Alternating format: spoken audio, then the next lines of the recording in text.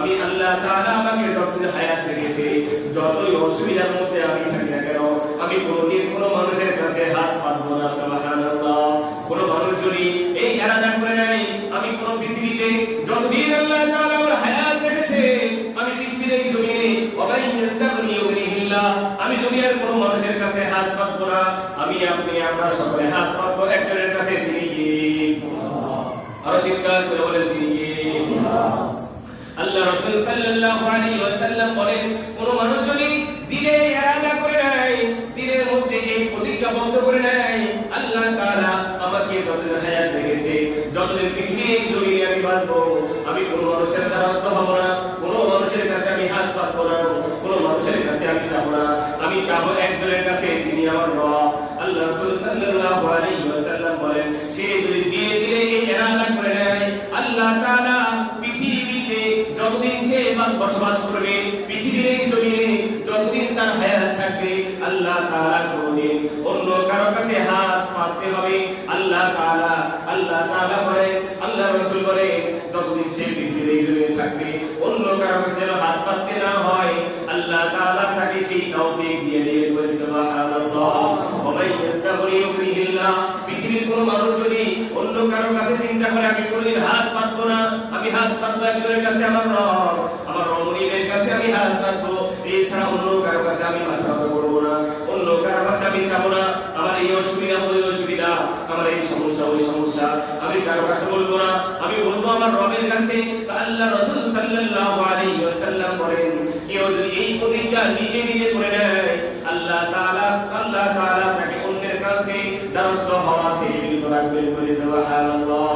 অন্য শব্দে আল্লাহ রাসূল সাল্লাল্লাহু আলাইহি ওয়াসাল্লাম বলেন, ওয়া ইস্তাঈফা ইউইফুহুল্লাহ, পৃথিবীর এই জমিনে কোন মানুষ যদি, কোন যুবক যদি, কোন যুবতী যদি, কোন মানুষ যদি এই ইরাদা দিলে করে, আল্লাহ তাআলা আমাকে যতদিন হায়াত রাখছে, আমি আমার এই জবান দ্বারা কোনদিন গুনাহ করব না, চোখের দ্বারা গুনাহ করব না, কানের দ্বারা গুনাহ করব না, হাতের দ্বারা গুনাহ করব না, পায়ের দ্বারা গুনাহ করব না। সমস্ত গুনাহগুলো হইতে আমি আল্লাহ তাআলার কাছে ক্ষমা চাই, সমস্ত গুনাহগুলো হইতে আমি পবিত্র থাকতে চাই, সমস্ত গুনাহগুলো থেকে পবিত্র থেকে আমি আমার জীবন যাপন করতে চাই।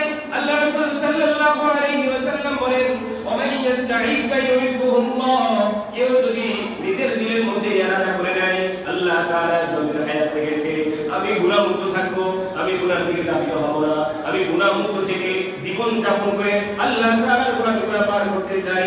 আল্লাহ রাসূল সাল্লাল্লাহু আলাইহি ওয়াসাল্লাম বলেন, আল্লাহ তাআলা বান্দাকে গুনাহমুক্ত থাকবার তৌফিক দিয়ে দেন। বলে সুবহানাল্লাহ।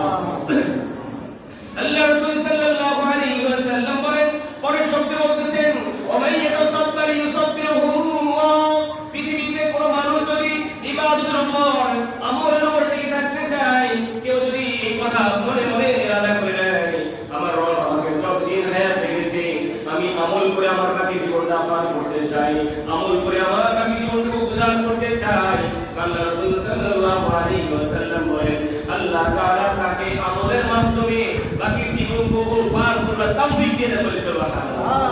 এটা রমজান মাস, যত এক মাস হোক কোনো পরোয়া নাই, রমজান মাস দিন যত বড় হোক কোনো পরোয়া নাই, তাহাজ্জুদ যত রাকাত ইচ্ছা তাহাজ্জুদ পড়তে পারবো, তারাবির নামাজ 20 রাকাত হবে তারাবির সাথে ইনশাআল্লাহ, তারপর কোরআনের খতমের মাধ্যমে আমরা আদায় করব। যতই কষ্ট হোক অন্তত একটা মাস আল্লাহর জন্য ইনশাআল্লাহ তৈরি আছি তো ইনশাআল্লাহ। এই রমজান মাসে 30 দিন আমরা রোজা রাখি, আল্লাহর খুব লাভ হবে। কথা বলেন, আল্লাহর খুব লাভ হবে না আমার লাভ হবে? আমি যদি কোরআন খতম করি আল্লাহর খুব লাভ হবে না আমার লাভ হবে? আমি যদি তারাবি পড়ি, খতমের মাধ্যমে তারাবিটাকে যদি খতমের মাধ্যমে একটা খতম তেলাওয়াত শুনতে পারি এবং নামাজ পড়তে পারি, আল্লাহর লাভ হবে না আমার লাভ হবে? বুঝছো? এজন্য কিতাবে পাওয়া যায়, কিতাবে হাদিস আল্লাহ রাসূল সাল্লাল্লাহু আলাইহি ওয়াসাল্লাম বলেছেন, আল মাহিরু বিল কুরআন মা'আস সাবরিল কিরামিল বাররা, আল মাহিরু বিল কুরআন মা'আস সাবরিল কিরামিল বাররা। তিরমিজি শরীফ আল্লাহ রাসূল সাল্লাল্লাহু আলাইহি ওয়াসাল্লাম বলেছেন, যে ব্যক্তি দুনিয়াতে কোরআন সহি শুদ্ধভাবে পড়তে পারে, হাসরের দিন, বিচারের দিন নবীগণ তার বন্ধু হবে। বলে সুবহানাল্লাহ। এজন্য রমজান মাস কোরআনের মাস, কোরআন নাযিলের মাস, কোরআন বেশি বেশি কোরআন তেলাওয়াতের মাস। আল্লাহ রাসূল সাল্লাল্লাহু আলাইহি ওয়াসাল্লাম এজন্য বলেছেন, কোরআনকে তুমি পড়ো, কোরআনকে পড়ো, কোরআন অনুযায়ী জীবন গড়ো, তাহলে দুনিয়া তোমার আখিরাত তোমার হয়ে যাবে। সুবহানাল্লাহ।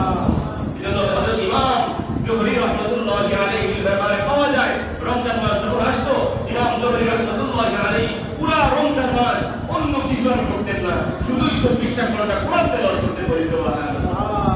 একটা ধরে আলিফ বলি 70 বার আলিফের সওয়াব পাওয়া যাবে। একবার আল্লাহ বললে 70 বার আল্লাহ বলার সওয়াব পাওয়া যাবে। একবার যদি পুরো আলহামদুলিল্লাহ থেকে নাস পর্যন্ত যদি আমি একবার কোরআন খতম করি তো 70 বার কোরআন খতম করার সওয়াব আল্লাহ তাআলা দিয়ে দিবেন সুবহানাল্লাহ।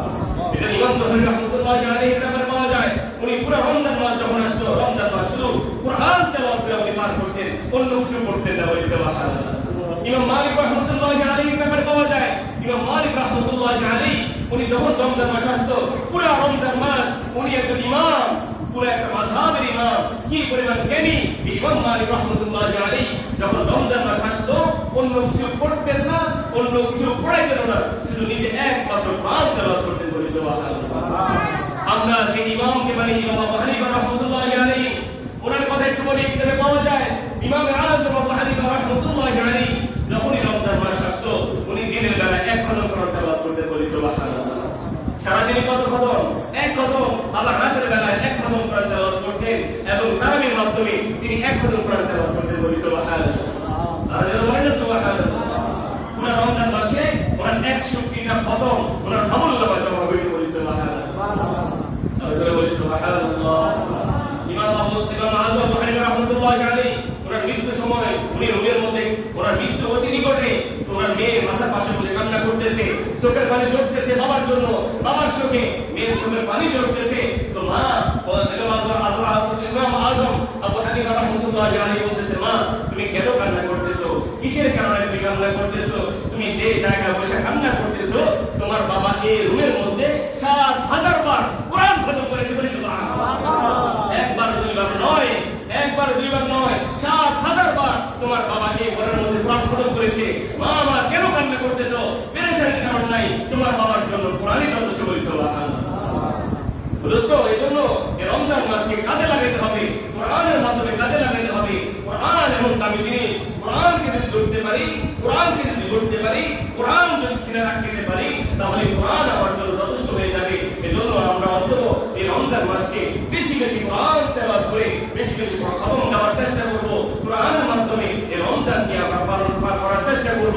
অন্তত কোরআন যারা পড়তে নাও পারি, অন্তত দিনে একবার হইলো কোরআনটাকে নিয়ে বলবো, আল্লাহ তাআলার দরবারে বলবো, ওই শব্দ হাতটা খুলে আমরা চুমু